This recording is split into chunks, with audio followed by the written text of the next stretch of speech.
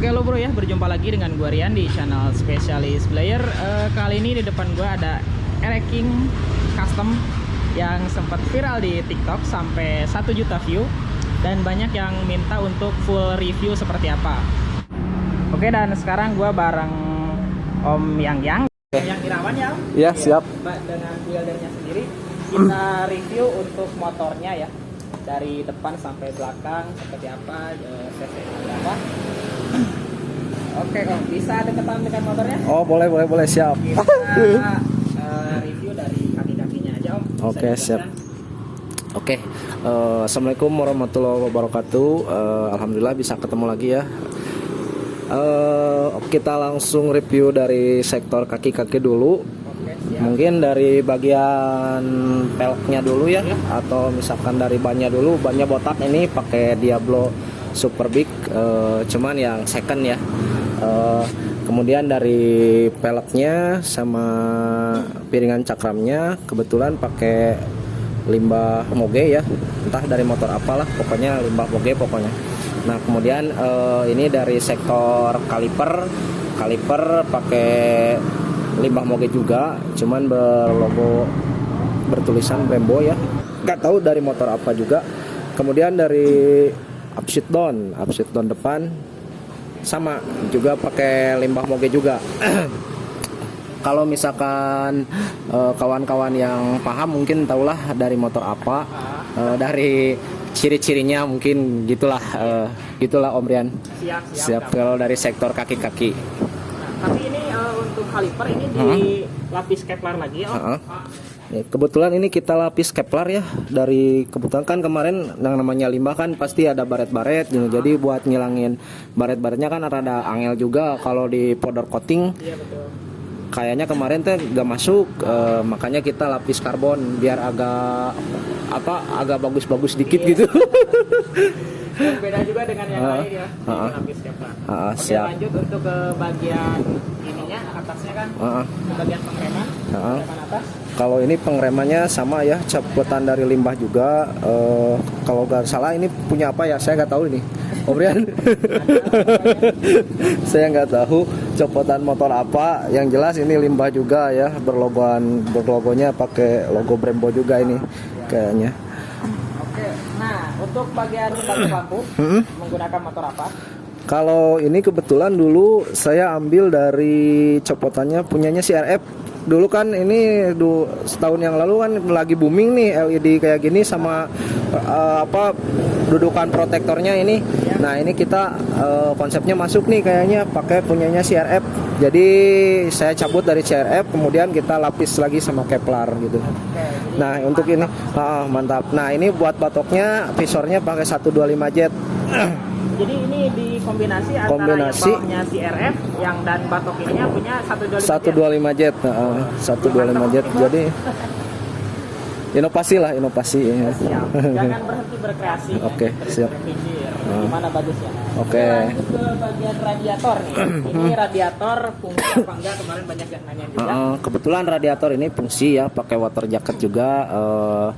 Ini pakai buat sirkulasinya kan, kalau di King kita kan nggak mungkin ditempelin di mesin ya. Buat water pumpnya makanya kita cabut dari punyanya Mercy, bermerek motoran. Nah ini kayak di Ninja lah sirkulasinya, jadi langsung terus, karena kan belum kepikiran saya pakai termostat, tapi nanti kayaknya pakai termostat juga ini motor nih. Kita tunggu update kedepannya lah. Tunggu update kedepannya. Bedanya yang sekarang dengan termostat itu emang gimana sih Om? Kalau misalkan termostat kan kalau yang sekarang ini sirkulasinya terus muter ya airnya. Nah saya tuh udah berpikir kalau pakai termostat nanti kalau air udah panas, termostat berfungsi, jadi radiator yang air yang didinginin di radiator pakai blower nanti masuk lagi ke sini kalau udah panas terus kayak gitu. Jadi kalau udah panas dari head masuk ke bagian termostat dulu, ditahan ya di termostat. Kemudian kalau misalkan panasnya udah lebih dari 100 derajat dari termostat masuk balik ke radiator. Nah di radiator didinginin dulu pakai blower. Nah jadi yang masuk ke dalam boring ini adalah air dingin gitu, jadi nggak terus-terusan panas muter. Lebih maksimal ya? Lebih maksimal, cuman kan kemarin kan belum sudah kepikiran, tapi posisi di mana, terus cara penempatannya di mana, nah itu yang mesti saya evaluasi lagi gitu. Karena nggak sembarangan asal tempe. Nggak sembarangan asal tempe, harus di desain dulu gitu, biar kan nggak aneh gitu kelihatannya, dan harus fungsional juga. Oke. Intinya gitu. Untuk bak mesin ini di lapis Kevlar juga, jadi full Kevlar ya, karbon celup.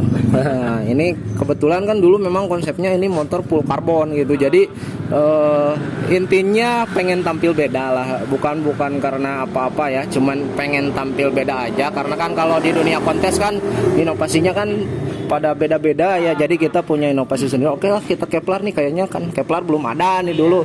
Jarang-jarang juga kan yang blok yang di Kevlar, sampai crankcase di Kevlar, sampai kayak gini di Kevlar kan jarang-jarang juga gitu. Ya buat racun lah. Gitu Om Zen.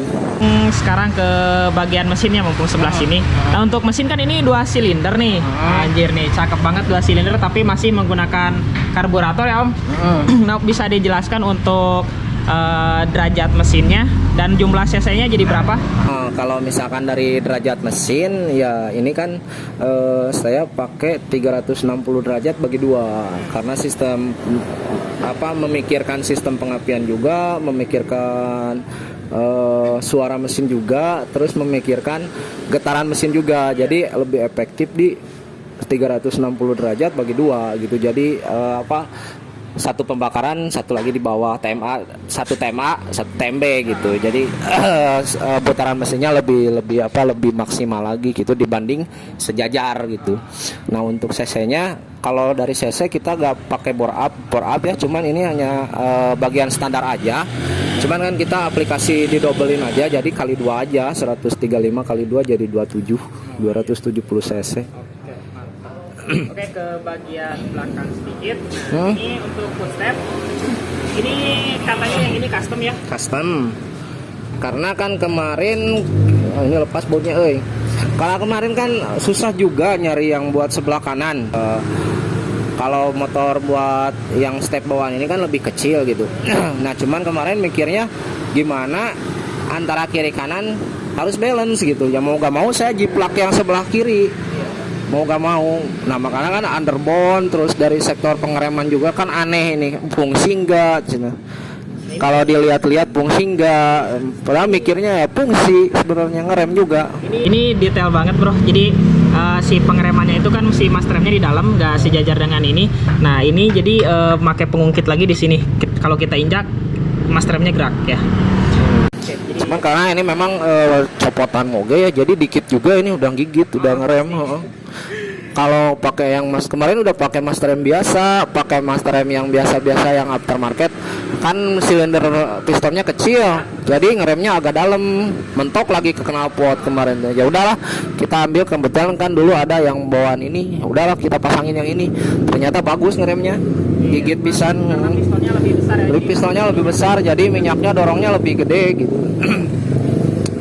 Oke, kita ke bagian velg belakang. Ini kalau velg belakang satu set dengan Pro Aram ya Om? Kalau ini emang satu set camputan dari limbah moge, cuman kita dapatnya terpisah. Susah juga kemarin dapat Pro Aram kayak gini. Ya bukannya apa-apa ya, kan memang Pro Aram ini kan jarang yang pakai ya kalau di Indonesia gitu ya. Cuman kan kita kebetulan ada kawan dan rekan yang jualan di Bekasi itu, ya bisa support gitu buat limbah Pro Aramnya. Untuk detailnya seperti ini ya. Ini untuk detail dan kalibernya untuk di bawah. Karena Pro Aram rata-rata begitu. Ada yang seperti ada juga yang sebelah sini ya Om. Ada yang di atas. Kebetulan ini yang di bawah, Nah, kebetulan kemarin juga ada banyak kendala sih kalau pasang kayak gini mah. Belum dari nipisin gear, ini kan bawaannya gearnya nggak ada, rantainya nggak ada yang jualan. Kita pasang pakai punya Tiger 520 kalau nggak salah, 520H. Nah, cuman tetap si gearnya harus ditipisin, soalnya gearnya nggak masuk. Banyak ada yang dicunur-cunur gitulah. Jadi memang bermain gitu. Sangat penting. Oke. Oh iya, untuk Pro Aramnya ini bisa dijelaskan lagi. Pro Aramnya Kalau dari sektor Pro Arm ya kebetulan ini kita ngambil dari cabutan juga ya. Kemungkinan nggak tahu ya motor dari motor apanya, yang penting mah kita cabutan aja, kita download aja lah lihat gitu. Nah cuman kalau dari sektor pemasangan ya kita ngikutin dari mulai bikin bos, mulai bikin dudukan. Nah ini kalau ini custom ya, nggak yang punya orisinilnya. Nah, kita bikin dari penambahan bracket terus memperkuat supaya si cengkraman Pro Arm ini bisa maksimal gitu ya, kita bikin custom semua gitu. Nah, untuk ke bagian ini yang tadi kan yang kiri kan custom ya, kalau yang kanan custom, kalau yang ini memang bawaannya. Cuman kemarin underbone-nya kita yang susah underbone-nya, makanya underbone-nya mau gak mau bikin. Lumayan juga ini, bikin bos dulu, habis bikin bos dilas lagi, habis dilas ya finishingnya lumayan lah, rumit gitu. Jadi ini handmade ya, bukan CNC. Handmade bukan CNC. Sangat rajin banget. Ini tiap malam ini nggak begadang terus ini kalau garap-garap kayak gini. Kalau memang memuaskan. Alhamdulillah hasilnya memuaskan. Kalau siang mah gimana tuh? Gak keburu. Susah konsentrasinya kalau siang. Kalau malam kan santuy. Si pedal persneling ini di custom juga ya, handmade juga ya. Handmade juga. Nah, jadi seperti ini prosesnya tanpa mesin CNC tapi dengan milling manual. Oke, kita ke bagian rangka mungkin ya, kita perlu tahu juga rangkanya. Nah ini Om, untuk rangkanya ngubah full total atau gimana? Enggak, kalau ini rangkanya cuman ngubah di bagian sektor pegangan bracket mesin belakang ini kita perlebar karena menyesuaikan mesin dan Pro Arm.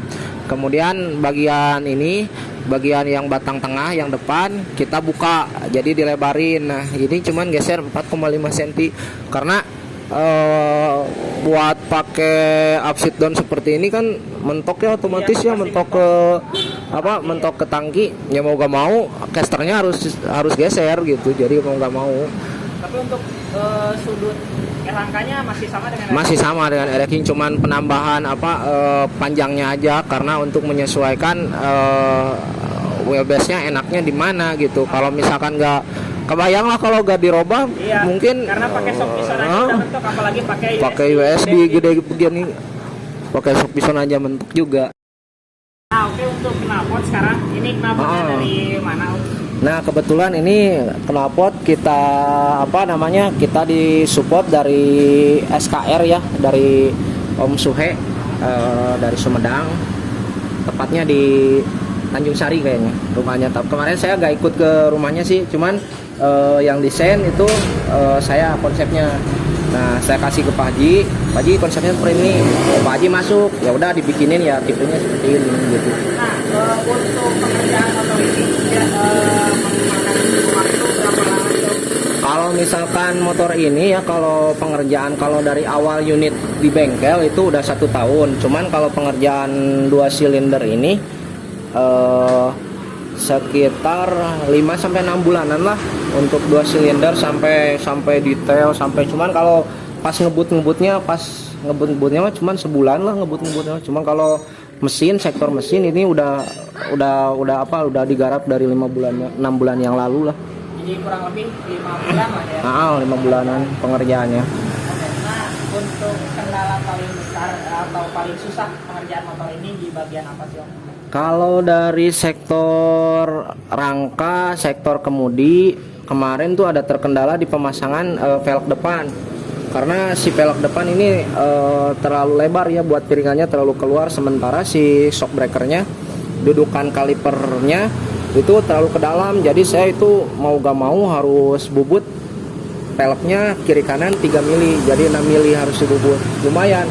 Kalau misalkan perkara ngebubut mah gampang ya, cuman ini yang berani ngebubutnya itu yang agak susah kalau di daerah sini. Kalau di Bandung kota mah banyak lah mungkin ya. Jadi cuman benar-benar presisi ya. Harus benar-benar presisi. Kalau dari sektor pemasangan yang depan ya, ini emang agak rumit. Kalau yang dari belakang mah nggak ada masalah. Nah cuman kemarin yang paling rumit mah di bagian engine. terutama di pas penyambungan truk as. Nah, itu saya udah patah 3 kali. Jadi pas motor dulu pas nyala, sekarang nih sekarang punya ide udah garap 2 silinder, 3 hari motor jadi 2 silinder, tapi pas di test drive, pas dibunyiin nyalanya mah, cuman ketika mati kita sela-sela lagi krek asnya patah. Nah, kelemahannya di situ. Saya improvement lagi, patah lagi. Nah, kemarin pas mau kontes juga patah lagi. Jadi di gaspol diperbaiki. Nah, di gaspol diperbaiki sehari semalam, di gaspol diperbaiki, tapi alhamdulillah kemarin udah di test trip aman, alhamdulillah lancar motornya. Jadi, sampai sekarang udah aman ya berarti. Aman. Tinggal ke depannya apa soal radiator ya? Berarti saya tinggal PR-nya radiator, terus ada engine yang memang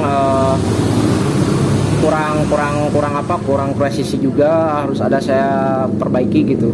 Soalnya kan saya tahu lah kelemahan motor ini di mana, jadi kalau didetailin takutnya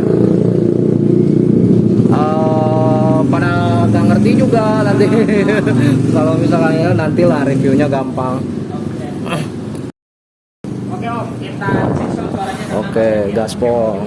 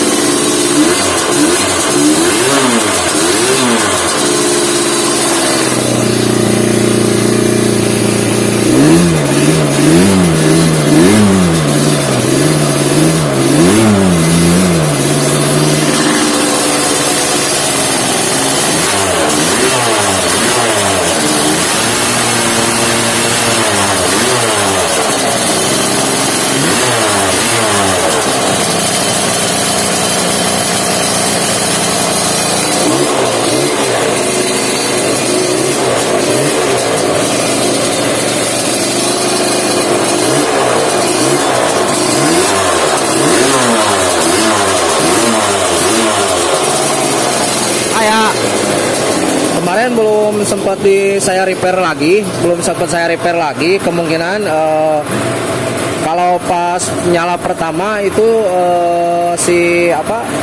karburator sama si silinder yang sebelah kiri itu agak telat. Jadi barusan kan keluar asapnya agak kurang ya. Nah, tapi kalau udah itu mah lancar. Harus kedepannya lebih disesuaikan lagi, di setting lagi. Setting lagi, kurang nyeting. Soalnya balik kontes motor dijubrukin we di bengkel. Dari pakai lah. Karena memang keperluannya hanya untuk kontes. Hanya untuk kontes. Karena kemarin banyak juga yang minta untuk tes drive dan tes top speed ya. Tapi saya nggak mau karena resikonya bukan motor saya, kalau ada kerusakan besar juga. Saya yang repot tadi. Ini motor memang hanya keperluan untuk kontes, bukan untuk harian.